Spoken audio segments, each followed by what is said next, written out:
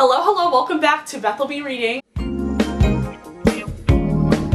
Today's video is going to be an August 2024 reading wrap-up. In August, I read 22 books. Well, let me say consumed, because I don't know how some people feel about audiobooks. Some of these books that I did consume, I did listen to them. Some of them I listened and read. I count it as reading, but I don't know, not everyone does. So I'll just say I consumed 22 books. I have 12 physical books, and then 10 are a combination of Kindle and audiobooks. I believe there were only 2 that I did read on the Kindle.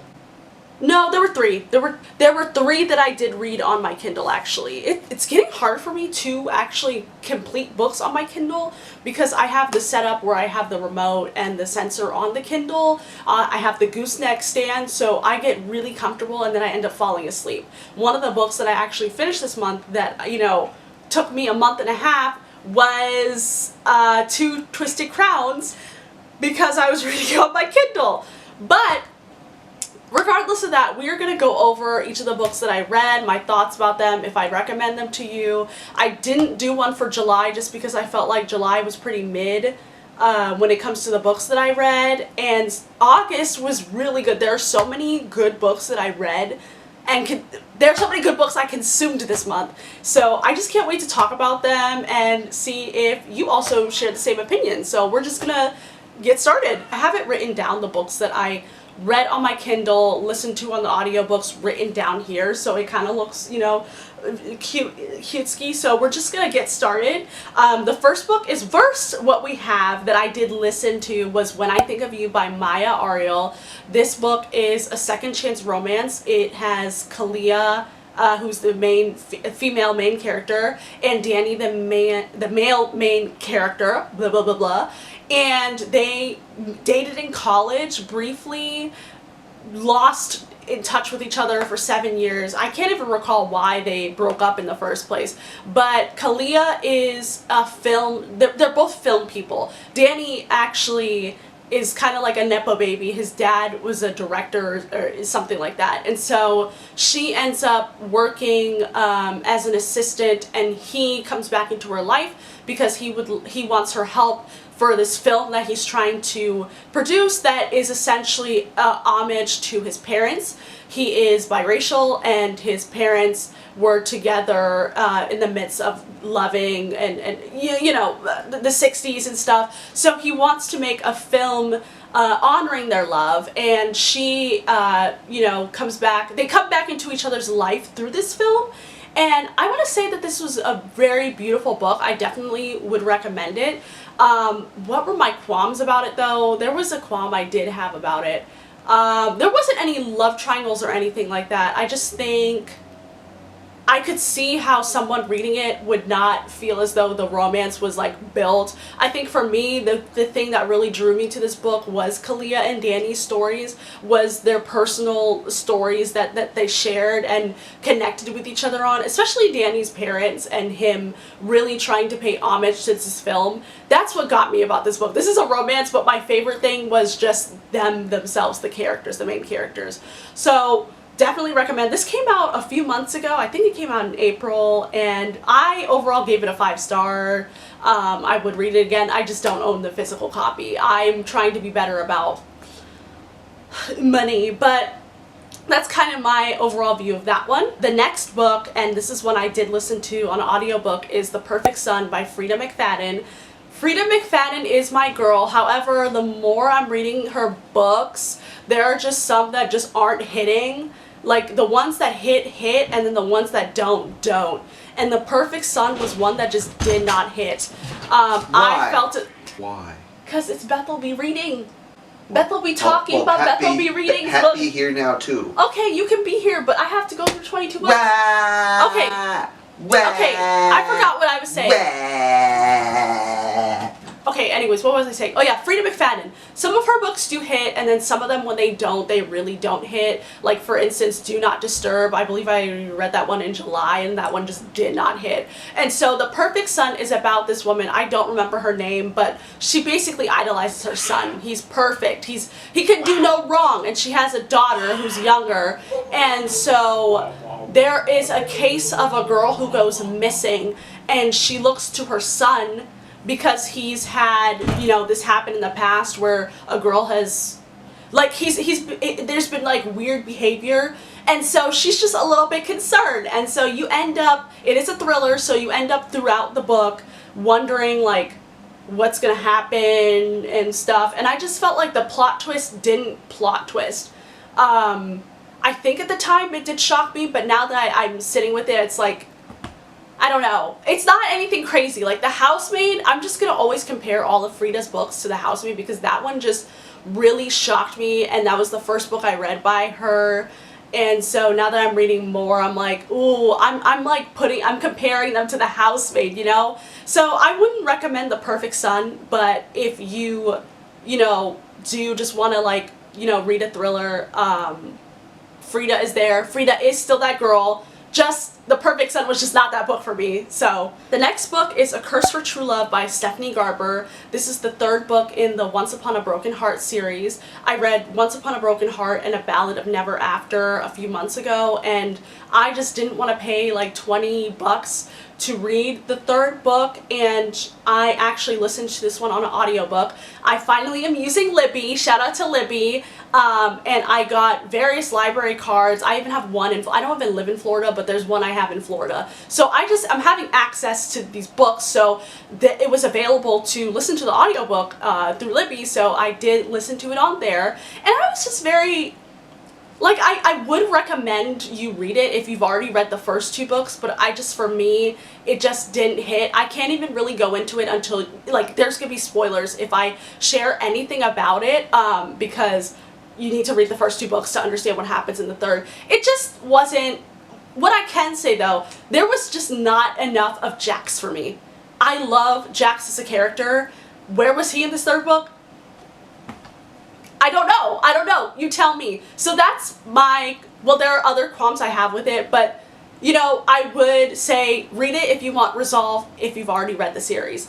Is it as good as the first two books? Moving on. Alright, the next book is Light Lark by Alex Astor. This is a book that I have seen everywhere on Book Talk. All the girlies either love it or they hate it. I have not seen anything in the middle. So I decided to give it a chance, and from what I remember, I also listened to this one on audiobook. Basically what happens is every 100 years, the island of Lilark hosts this centennial, and it's a deadly game that only the rulers of 6 realms are invited to play. It wasn't that deadly. It wasn't that deadly to me, but okay. This is my thing too. I love games. I love trials in books. I will eat that up. This didn't do it though. This just did not do it. You know, you spend most of the book, I felt like, just confused. Okay, this isn't a Bethel Be reading video if, you know, for some reason my camera didn't get the rest of my rant. Anyways, like I was saying about Lightlark, we were going over what it's about. Every 100 years, the island of Lightlark hosts a centennial, which is supposed to be a deadly game. It was not a deadly game at all. It has the rulers of 6 realms, and the one that we follow, the main point of view, is Isla, who is the ruler of the wildlings, and their curse, because all of them are cursed with something. So yeah, you know, this seemed really coquette at first. I'm like, oh, they all got curses and they're trying to compete in this game to try to get rid of their curses, and they got to kill one of them. Whoa. So the wildlings curse is that, you know, if they fall in love, they got to kill the other person. That's so crazy and intense that I was like, yeah, I'm going to eat that up. Did they touch on any of that though? No, not really. I can't even, really why I can't even articulate my thoughts about this is because the world building in this book didn't even make sense. How are you going to have such an OP premise, right? Nah, this book seems so interesting from the summary, and then I just got so disappointed. The only reason I didn't give it a 1 star, it has a 2 star for me, is because the plot twist did eat. It did have me gagged. But outside of that, this would have been a 1 star. If you did love the book, chat with me so I can understand this, because I know there's like 2 other books after this one, but that's just my overall feelings about it. So yes. Okay, the next book is The Coldest Winter by Brittany Cherry. This book was really good. The one thing I was a little yicked about was, you know, if you're not a fan of the student and the teacher trope, this does have that. They do try to like make it okay because the male main character is 19 and the reason he's in high school is because he like failed first grade or something like that, and then the girl who is the student teacher instead of the teacher is like 21. I really tried to kind of look past that because this book is about this girl. Her mom died. I don't remember why her mom died. It really hurts though. This book really hits if you have a dead mom. I will say that. So she is in college. She's in her like sophomore or junior year.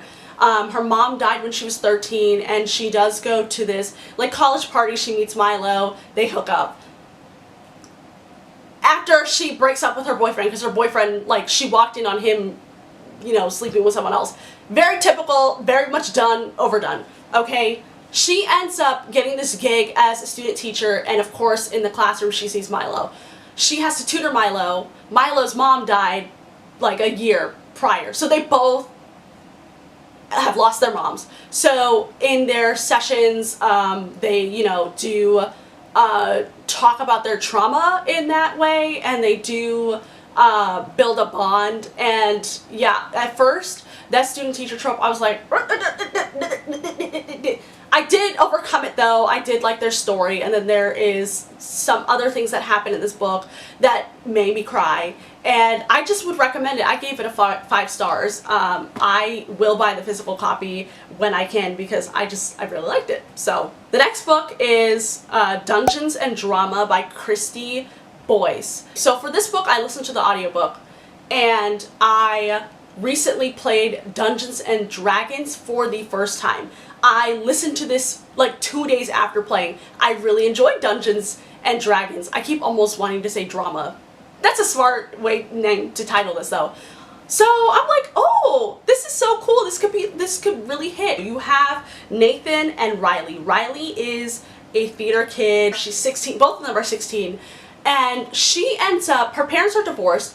She ends up getting in trouble because she goes to some Broadway show like an hour away. She doesn't even have her license. She drove her parents' car. They're like, we're grounding you and we're gonna make you work at Dad's gaming or tabletop. They're like, oh, you're gonna have to work there. She's like, oh, but I don't want to. You know, a lot of whininess. That was a little bit of a like, for me at first. Was throughout the book, actually, let me be honest. So she ends up working at this store, and she meets Nathan, who already knows her. Again, there are a lot of tropes in this that have just, I've seen this in movies and books over and over and over again. Anyways, Nathan is a huge fan of Dungeons and Dragons, and so she ends up playing with them, and she's a singer, so you can guess, you know, what role she does. She has fun, and she notices that Nathan has a crush on one of the girls who plays in their group, and she has an ex, and she's like embarrassed about the fact that she has to work at that store. So they both come to agreements to fake date. And in the midst of all of that, she's also trying to have a music. This just wasn't it for me. It was very, I mean, again, it's not even for my age range, so that could be part of it. But there are some young adult books I've read. The dialogue just isn't this, like, I don't know, the dialogue, it just wasn't for me. I'm not a theater kid. I'm not in that age range. And that was painfully obvious when I was reading it. I was like, ugh, you know, a lot of pop culture references, which I don't really like in books, I'm noticing. I don't really like that. And I was just a little bummed because the parts that I did enjoy were them actually playing Dungeons and Dragons, which was very minimal. You would think for Dungeons and Drama, they would play a lot of Dungeons and Dragons, but it wasn't.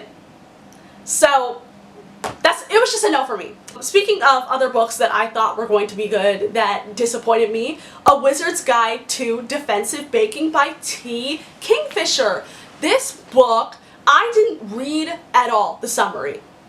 Didn't read it at all. I also listened to this one on audiobook. I feel like I should be specifying that for all the books, but I don't know if I've been doing a good job of keeping track.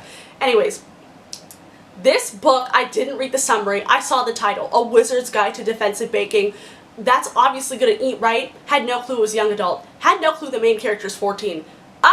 It was so painful. It was so painful, this book. Like, I was very confused. Where was the baking? Where was the baking? This is A Wizard's Guide to Defensive Baking. Where was the baking? I wanted baking. I wanted this main character to bake gingerbread men and sourdough and like more of that. I wanted her to bake like an apple pie and have that come to life and fight some hoes. Where was that? It was barely in there. There was like a good part of the book where I was gonna not finish it because it was just not, I was so lost, and she just kept making a big deal being like, oh, life's so tough when you're 14. Life is so tough when you're 14. Girl, yeah, right. Yeah, right. Anyways, I'm sorry. I got really loud for that one. That one was just a no. Okay, let me not talk about it more because my blood pressure is going up. Okay, next book is Two Twisted Crowns by Rachel Gilly. Two Twisted Crowns. This is the second book in this series. It took me, I'm not gonna lie, I did start it in July and I didn't finish it until this, it was like a week, or no, it took me a month and a few weeks, and it was only because, I don't want to say anything because then it'll be a spoiler. This one, I will say, it focused more on the secondary characters, which I wasn't really into at first. And I also was reading this on my Kindle, reading it at night, read like 5 pages at a time, would fall asleep, would wake up and be like, what? And so that's kind of what happened with this book. It was good though. I'll definitely recommend it. Just know, if you read the first book, the second book does focus a lot on the secondary characters, which you do grow to like. And I did, you know, really like want to consume it more once I really got into the second book. So definitely great. I definitely recommend that, but I think I gave it like a 4 stars because, you know, it would have been a 5 stars if I didn't take a month and a half to read it. You know what I mean? The next book is Love Not Qualified by Maeve Hazel. This is the second book to some series she's got going on, but I didn't read the first book. The second book, I just saw that it was a billionaire and a black girl, and I was like, yeah, I want to read this because I will eat up a book. If a black girl is the main character, say less. So this girl, her mom is paralyzed, and so she ends up working a lot of jobs, and she downloads this app called Unlocked. And on Unlocked, she meets this guy named Chad, who happens to, and it's pretty obvious, it's Tristan, the male main character in this book. They chat through there. She has an interview for his company, Graves Automobile. She gets the job. She works as his assistant. A lot of predictable things happen. The writing was kind of tough at times. I definitely would not read it again. I was disappointed that it wasn't that good. To me, it was not that good to me. So that's kind of where how I feel about that. You know, I don't mind if some books just kind of have those stereotypes and have, you know, predictable endings and stuff, but there were times where I was confused, and I'm confused it's up to too. you. It's up to your discretion if you do want to read it. Actually, I won't say no. I'll be like, it's up to you. So the last book, and I did listen to this one on audiobook, is Between Friends and Lovers, and I can't pronounce the author's name, but I'm going to have the photo right there. This one is a beautiful book. It's really, really beautiful. You star Jo, who is a doctor, but she's currently not practicing. She is currently doing influencing, where she gives people advice on medical things of that sort. She's got a good following. She's very successful, very intelligent, and she's been best friends with Ezra for 10 years and has been in love with him. Well, he, you know, just constantly just had girls going around, you know, constantly having girlfriends, and, you know, they, you know, navigate that friendship. And on the other side of things, she meets Malcolm, who is a writer, who she already was talking to on social media. She just didn't know that that was him. And so you kind of, like, it's a good title for this book, Between Friends and Lovers. This was just really well done. My favorite part wasn't even the romances in this book. It was Jo herself. She's very confident, very intelligent. If you were or are a late bloomer, this one will really hit, because There's a lot of that aspect that's in this book. And I really, really liked it. I only gave it a 4-star because it's supposed to be, I guess, a romance, and I just wasn't that convinced with the romance. Joe, I stand for Joe, though. Ooh, guess what happened again? Here I am. I don't even really have much to finish off about this book, except that, yep, I stand Joe. You'll really, really, really come to love her as a character. Really gave it a 4-star just because the romance was very lackluster to me. But outside of that, very beautifully written, very much just Black Girl Magic. Joe is Black Girl Magic. Now we can get on to the physical books. So the first one we have is The Spell Shop by Sarah Beth Durst. This was my absolute favorite. I give this a 10-star. The main character, Keela, is a librarian, and she is working at this library, and it catches on fire, and she panics, and she decides to take all of the books, and some of those books happen to be spell books, and her companion is a talking spider plant. And so they collect as many books as they can. They go on a boat and they go to, I forgot what the isle is, but it's her home. Like, she's from there. She left that island because her parents died. Or did they die after? I don't remember the details. But anyway, she goes back. Her old home that she grew up in is abandoned. So she goes there and she meets Lauren, I think his name is Lauren. And she is freaking out because she's like, oh my God, I stole all these books. What am I going to do? She's very introverted, and in this island, you know, everyone's super extroverted, they're excited, they're like, who is this girl? She has blue hair, blue skin, and she's just, they're just like very curious about her. I mean, this book, they have like centaurs and like shit. It's very whimsy and fantasy. It's got all of that, right? So, you know, she ends up using these spell books to help this island, and you go through that adventure. This was just so good. There is some romance in it. Did I care about the romance? No, I cared about Keela. I cared about the plot outside of the romance. It was great. I give this a 6 stars. I definitely recommend, especially if you want a cozy fantasy book. Next we have After I Do by Taylor Jenkins Reid. This book is really great. It's a second chance romance. This stars Lauren and Ryan, and their marriage is like falling apart. They started dating in college, and you know, you follow their relationship up until the demise. And so what they decide to do is, for a year, they decide to not have any contact with each other, basically, you know, be single. And it's really empowering, seeing, because you see Lauren's perspective in that year that they are away from each other, her growing to love herself and stuff, because when they dated she was 19. You know, she never had that time to really have that self-discovery. So it was really beautiful. I definitely recommend. I mean, this is Taylor Jenkins Reid. She's one of my favorite authors, so definitely recommend After I Do. The next book is Opposite of Always by Justin Reynolds. This book was really cool. This one was a really cool one. You star Jack and Kate, and they end up meeting at a party. Jack is like about to graduate high school. Kate, this is her first year of college. They meet at a party, they kick it off, and you know, for a few months they keep in connection with each other, start to date and whatnot. But then Kate dies.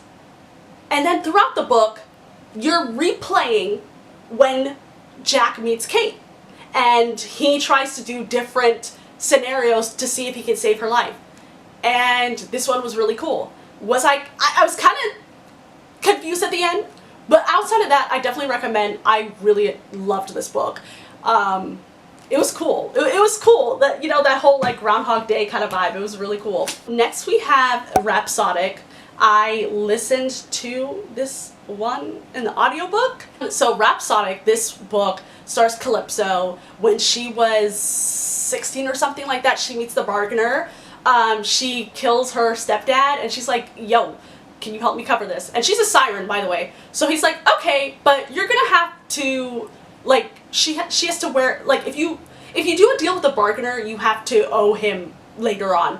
And so you follow throughout the book back and forth Calypso and the bargainer in the past and then in the present, because they do come across each other again.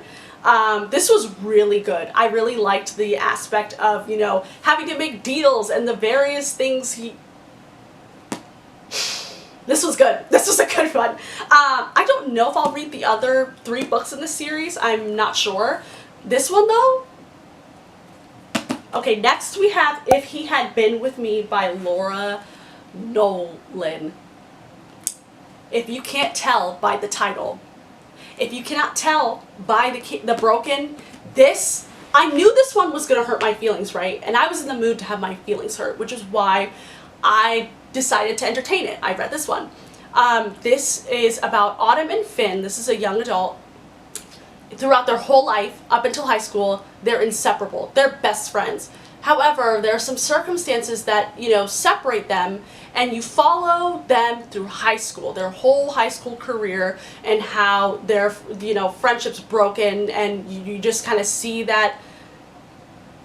And you know what happens at the end. They literally tell you that when you start the book, but it was so well written. It very much depicts high school very well. The awkwardness, I just feel like with high school there's awkwardness, confusion, lots of feelings involved, and that really displayed all of that. And I'm so hurt. You should definitely read this, especially if you want your feelings hurt. Next we have The Fine Print. This one stars Rowan and Zara. Rowan's grandfather just died, and he owns this amusement park called Dreamland or something like that. He has 2 other brothers. This is the first book actually to that series. And he wants to stay in Chicago, but his granddad's like, hey, yo, you need to, you know, help the business or whatever. I don't actually remember the detail, but he meets Zara. Zara is like, this is essentially the trope Sunshine, Grumpy and Sunshine. Yeah. I don't know, maybe I'm getting tired of the whole, like, oh, they work with you, like the boss. They're your boss and you're their employees scenario, because that's how I felt about Love Not Qualified. I don't know, I really wanted to be like, wow, this is so unique, this is so crazy, but for me, I didn't feel like this was that unique or different. You read enough fan fiction in your life and you'll come across many of this, and I think that's what the problem is, or that was the problem with me. But this might hit for you if you haven't read many books of that trope. This I will say it was well written, and you do come to an I will protect Zara. Zara's fine. Well, that's how I feel about most books with the female main character. I'm always protect them. The next book is My Roommate is a Vampire. This is such a good book. I don't care. Whatever the rating says on Goodreads, don't believe it. Pick this up now and read it. This was funny. This was really funny. Cassie and Frederick are the 2 main characters. Cassie's trying to look for a place to stay, and she sees a Craigslist ad from this guy named Frederick. Frederick is this vampire from like 300 years ago, but this is the thing, okay? We've seen so many vampire tropes. He really do be talking like, the way he's really stuck in the 17th, the way he speaks, it's just really, really funny. Like, I promise you, you will enjoy this. Like, just please give it a chance. Like, this was so good. For a while, I was teetering on it because of the rating it has on Goodreads. But I was like, no, I like vampires, and this looks funny. This looks like this would make me laugh, and that it would be great. And this was so good. I have nothing to say about this. Like, hold on. Let me just read one thing. Okay, Frederick J. Fitzwilliam, that's his freaking name, proposed modern day lessons list. Right, oh yeah, so that's the thing. Cassie helps him trying to, like, once she finds out he's a vampire, she tries to help him, like, you know, get with the modern times. Anyway, so his list is like, 1, coffee shops and how to navigate them. 2, general conversation tips, with specific focus on how to converse with others in such a way that is not immediately apparent I was born in the 18th century. 3, public transportation, how, where, and when. 4, the internet, since you insist I learn about it. 5, TikTok. With C. 6, a brief summary of all major historical events that have transpired over the past 100 years. Next is The Locked Door. This wasn't anything crazy. This is by Freida McFadden. She's still my girl. However, this book essentially is about Nora Davis, who her dad was like a serial killer. He gets put away to jail, and there are some, you know, crimes that are very similar to when he was a murderer, and so people start to accuse her once they realize that she's his daughter. Okay, next is The Kiss Quoted by Helen Hong. I hope I'm saying her name right. This one was really funny. This one stars Stella Lane, who is super smart. This did a good job with representing. This was a good autism representation. She has Asperger's, and so she, you know, wants to have actual good sex, right? And so she, you know, finds escort Michael, and, you know, they have fun, and then she's like, I want you to teach me how to, you know, have some swag when it comes to this. And I will say this, this book is really crazy. This girl is really crazy with spice. I was like, like, there is so much of it in this, but what really was great was how they, like, there was one point where, so there is one scene in the book where Stella gets very overstimulated and she's at a club. I won't say much more because I don't want to give spoilers, but the way that her senses are being described and it's, as someone who also gets overstimulated, it's very, very relatable. I think it was very well done. So next is Hold You Down by Tracy Brown. This is a real novel, y'all. This one is so beautiful and impactful and something that I think everyone should read at some point. There are a lot of trigger warnings though, so know that before you read this. So this book stars Mercy and Lennox. This takes place in the 80s. They just lost their mom, who wasn't really present in their life, and they both have sons, Dion and Judah. Judah is Mercy's son and Dion is Lennox's son. And, you know, they are in New York, they're in Long Island, New York, trying to make it through this life. You know, they have each other. That is all they have. And so this book, why am I getting emotional? This book really touches on family. This really touches on people you come across in life, not even outside of like blood related family, but like just people and the impact they have on your life. And this has a lot of hurt. They go through a lot of pain. They go through a lot of pain to the point where I'm like, damn, they need a break. They need a break. Oh, but it was addicting at the same time. I mean, I consumed this in one day. I really, if you do read this though, just be prepared to have your feelings hurt. Just be prepared to have your feelings hurt. Also, rest in peace to Tracy Brown. I had no clue that she passed away last year. I know she has another book out called Brooklyn that I will definitely read. This is just a beautiful book. Point blank period. That's it. Next we have We Met by Camille Baker. This is another book where someone loses someone. Corinne loses her best friend and she moves back to, I think it was Chicago.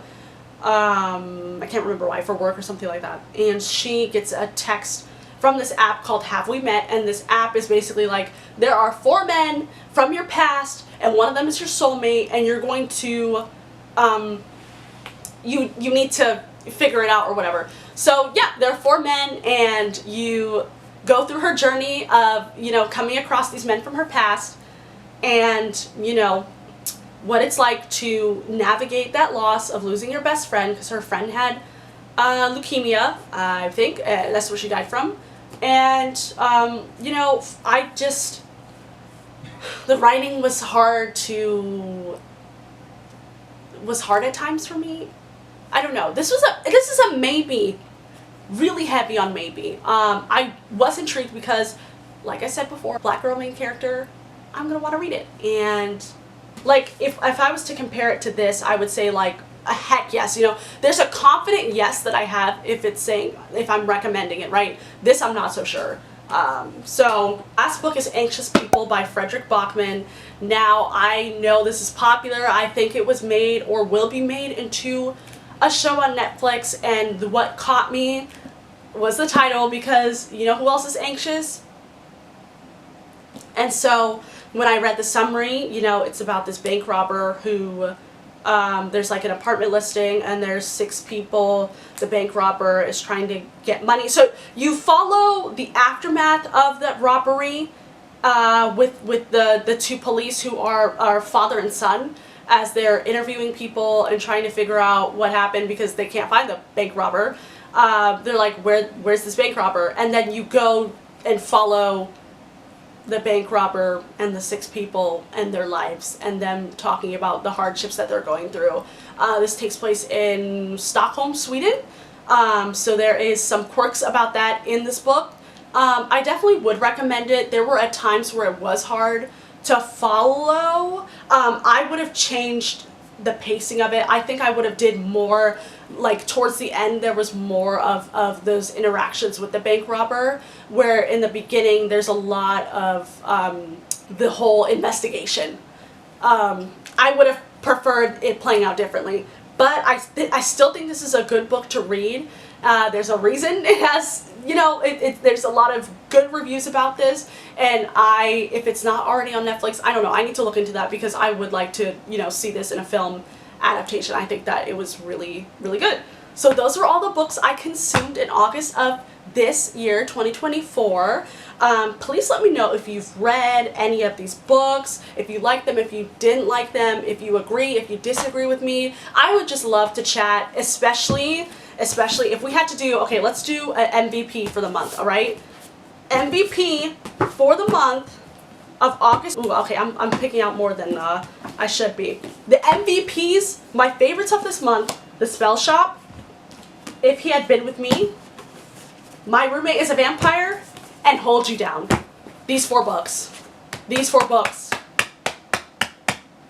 I hope you have a beautiful day. I hope you enjoyed this video, and if you want to see more, make sure you like, share, and subscribe, and I will see you next time.